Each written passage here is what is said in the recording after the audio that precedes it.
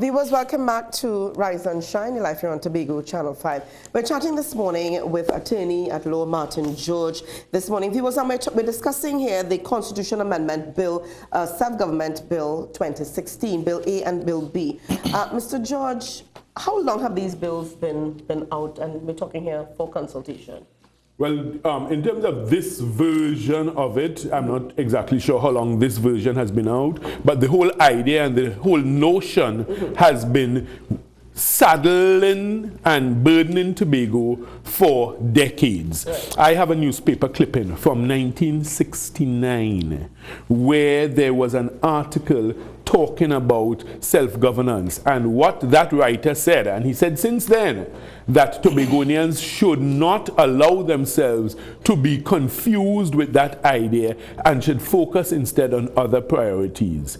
Now, I have made that point several times on this show because we have been caught up in this folly, and I make no apologies for saying that, because I'll tell you what, instead of us focusing on trying to build an economic base and a proper financial infrastructure for Tobago, we get caught up in this notion, of, we want to run our own things and be our own bosses. Be your bosses of what? When you don't even have the fundamentals for your own economic survival. You will still be having to go to Port of Spain every year, cap in hand, begging for the subvention based upon what was awarded by the Dispute Resolution Commission.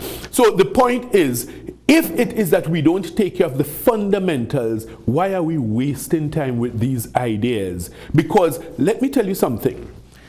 I had told you all before, I had said it several times on this show, and with the greatest of respect to the current Chief Secretary, Mr. Orville London, I told you all Mr. London cannot give you self-government, and he will not be able to give you self-government.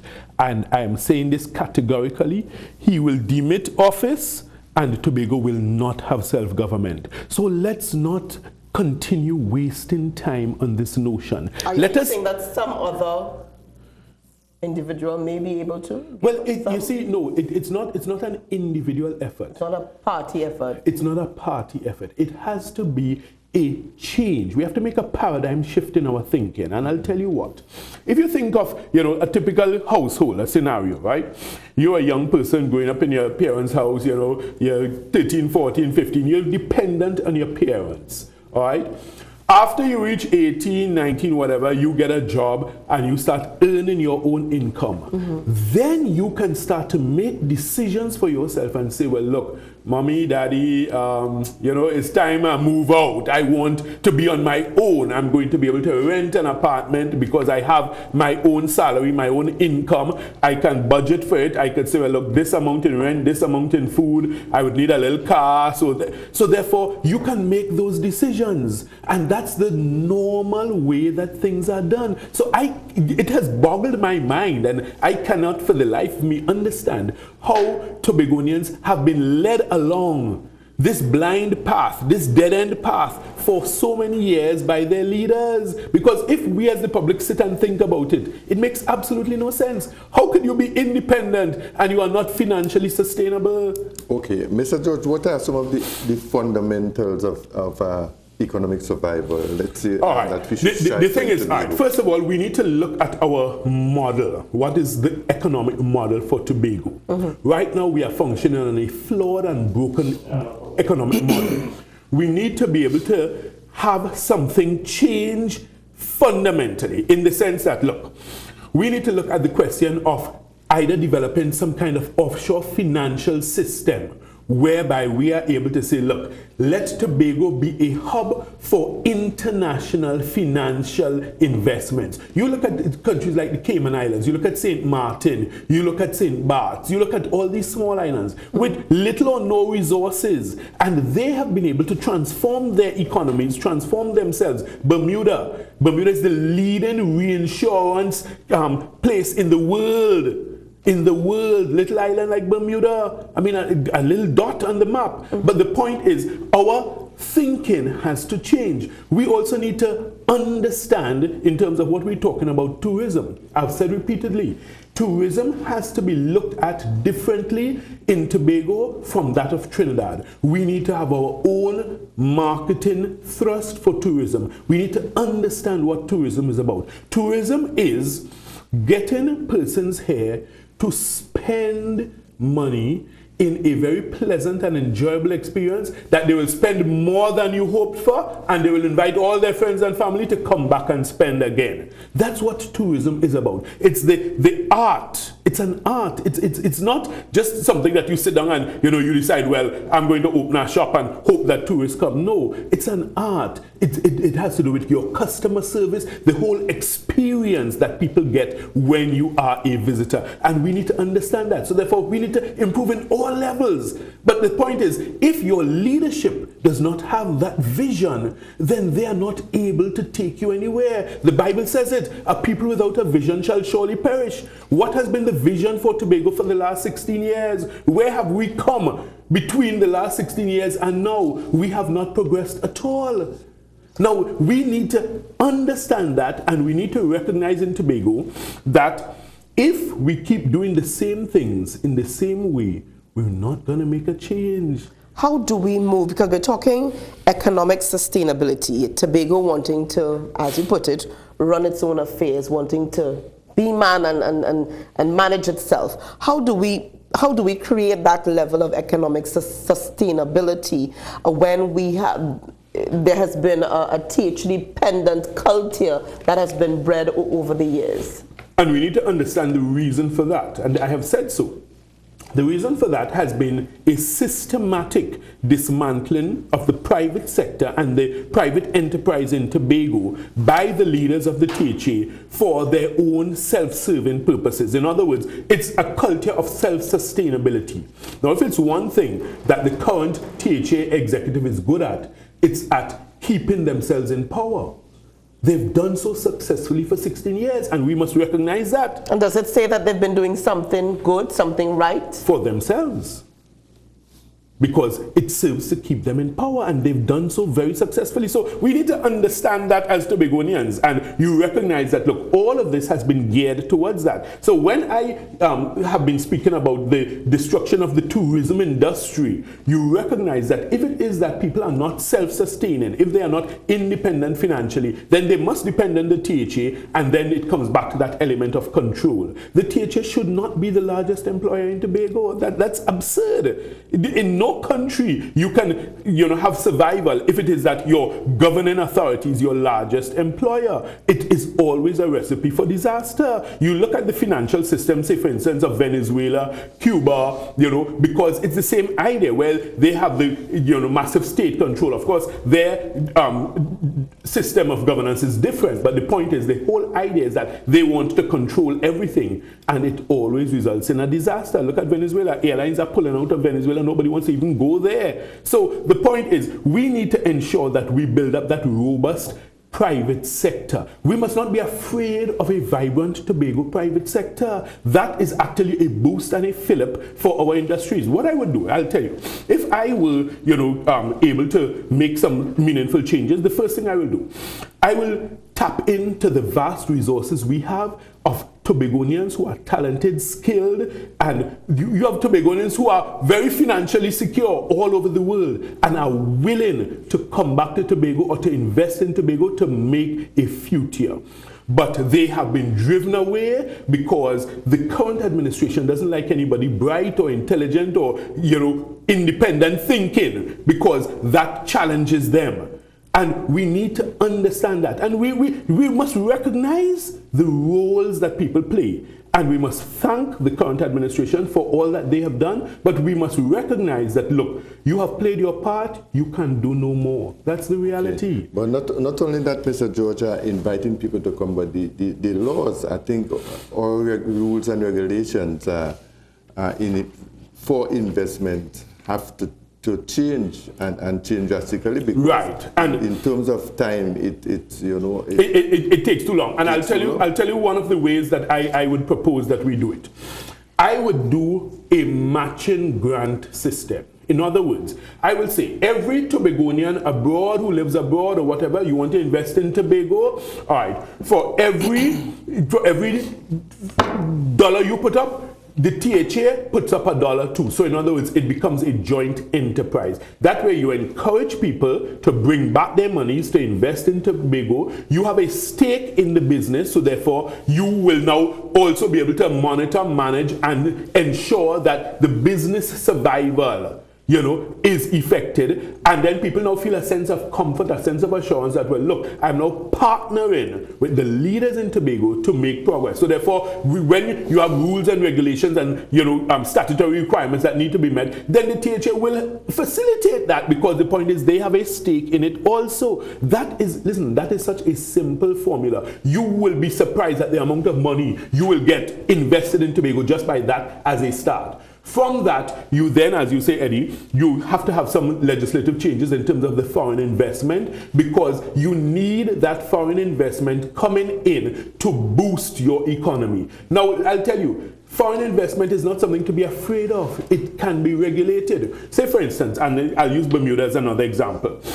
In Bermuda, a foreigner wishing to buy property in Bermuda, you are limited by the fact that your property must be $1 million US or over, whatever you're buying. So you cannot buy anything under that price. So first of all, you know that any foreigner investing, they would put in at least $1 million US into your economy immediately.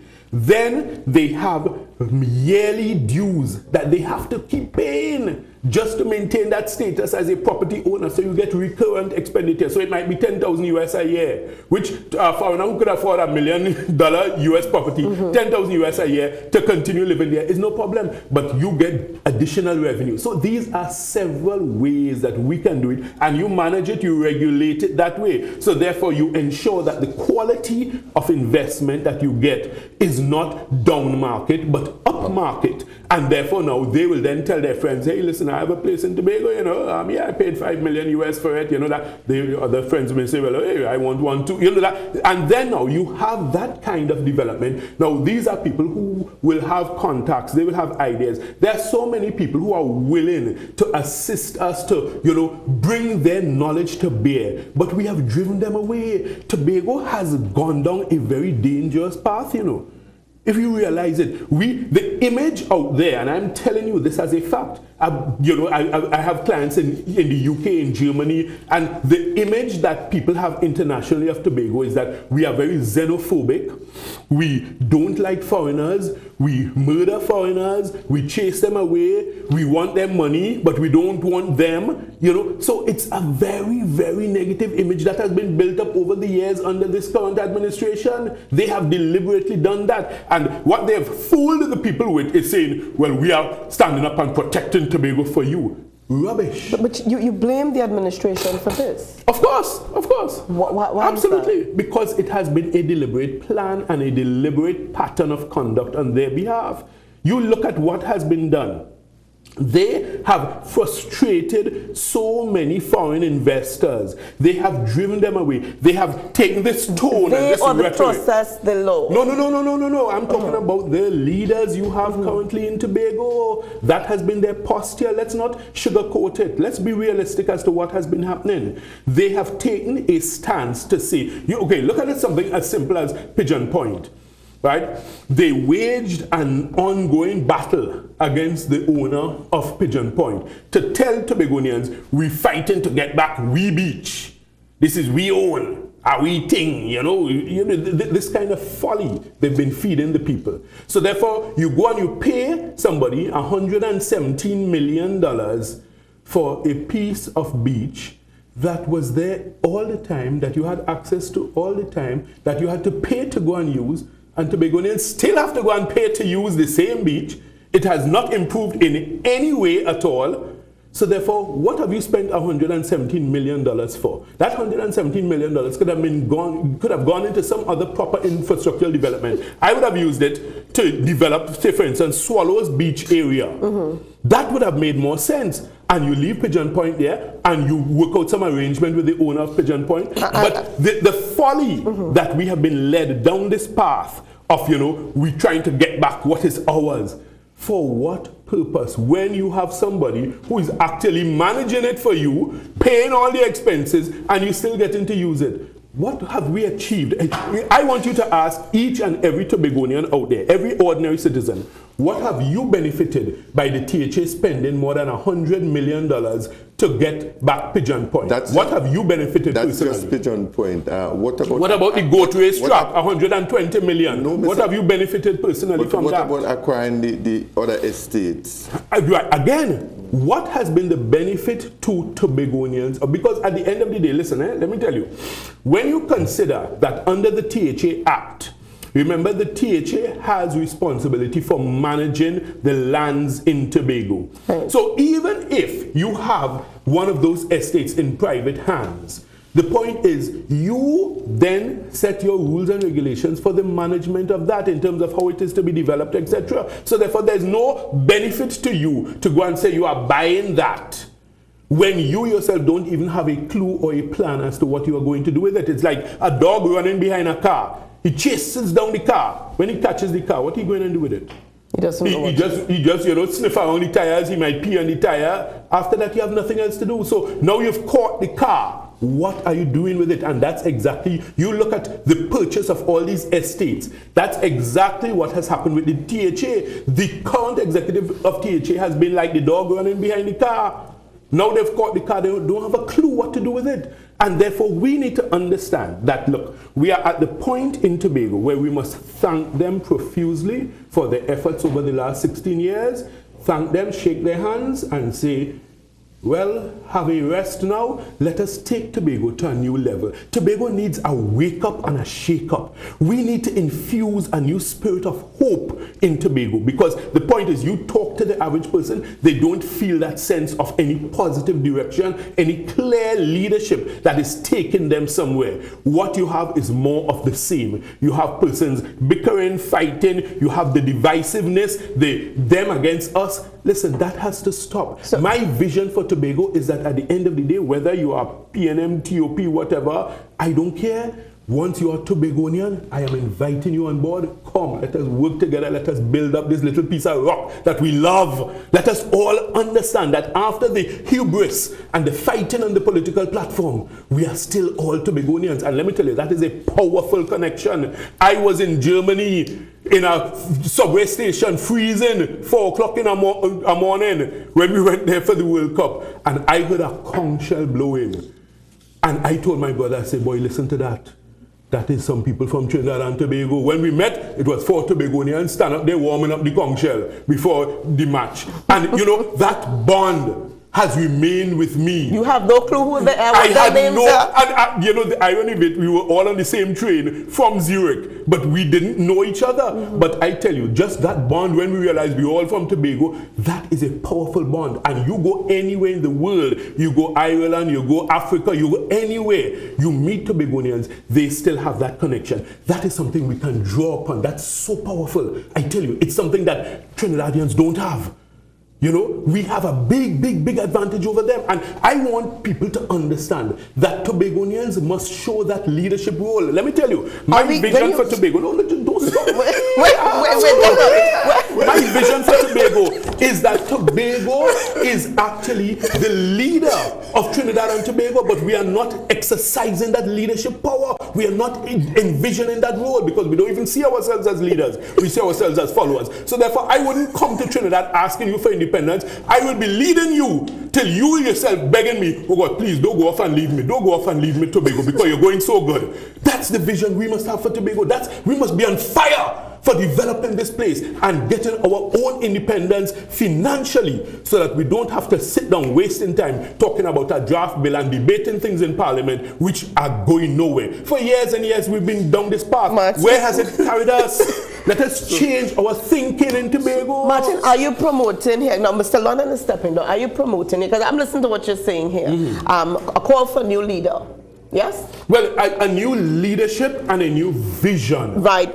A call for new leadership and a new vision. A new vision. So in other words, is it call for a new party? Is it call for a new leader? If it is that when we look around at the landscape, the ones who are offering themselves up in the party of Mr. London don't have a new vision. then we are going to be stuck in that same cycle. Are you lining yourself up here? Are you lining yourself up here for politics? And I need to know within the next 5-10 years, because I'm listening to the way you're talking. The thing is, and is it that you are setting yourself up for politics? Are you saying, listen to what I'm telling you, because in the next 5 years, I could be that person looking to lead Tobago. Is that what you're saying? I'm saying that I have never been in any political party. I belong to no political party. Are there plans for the future for you to get involved in politics? What I would like to see is Tobago develop. I hear you, yeah, we all would. If I can play a role in whatever way, I'll be happy to do so. Are there plans for you to get involved in politics in the next 5 or 10 years? Well, nobody has offered me any plans, and I have made no plans.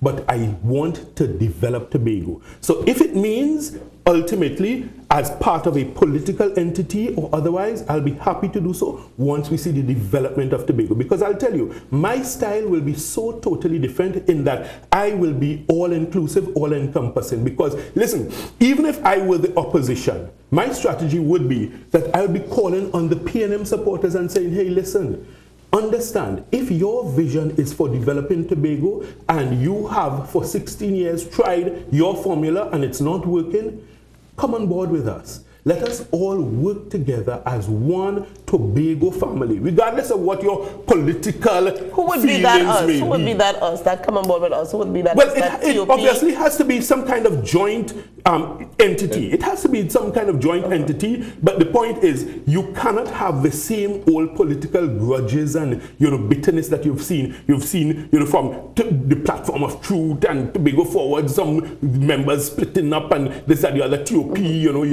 don't know who is head or who is tail or who is forwards and backwards. So we need people to come forward, first of all, I think, free of the political baggage of the past, so that persons can say, hey, listen, I understand your vision for Tobago. And your vision must be for Tobago, not for your party. That has been the problem that we have faced in Tobago. We've had leaders who've had a vision